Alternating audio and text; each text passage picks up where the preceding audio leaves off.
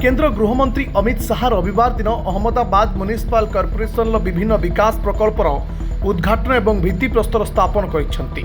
से एही अवसर में ऑपरेशन सिंदूर रे भारतीय सशस्त्र बाहिनी कार्य को प्रशंसा करथिले। से कहिथिले जे आतंकवाद एवं व्यवसाय एकाठी चली पारिबे नाही।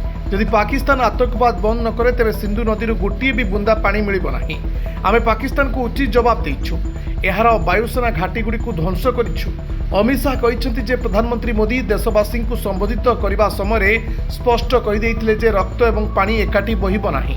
पड़ोशी देश को चेतावनी दे शाह कहते जेपर्यंत यह आतंकवाद व्यापार बंद न करे से पर्यंत यह सिंधु नदीर प्रत्येक बुंदा पानी पाई आग्रही रहिबो। आतंकवाद एवं व्यवसाय एकाठी चली पारिबो नाही।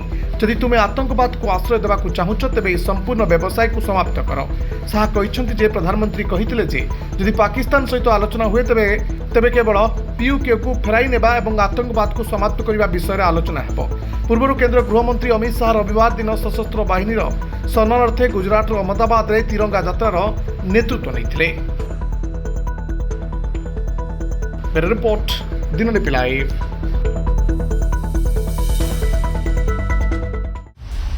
दिनलिपि लाइव को एबे ही लाइक शेयर सब्सक्राइब करंतु।